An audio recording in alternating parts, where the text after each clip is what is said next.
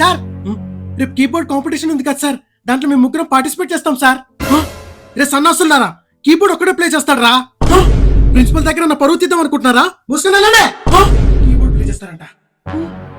రేయ్ ఈయన అడిగేది, రేపు మనం అంటే ఏంటో చూపిద్దాం రా. సరే మామా.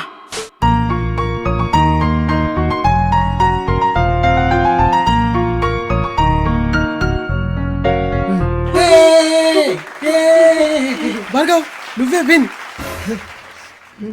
Wow super.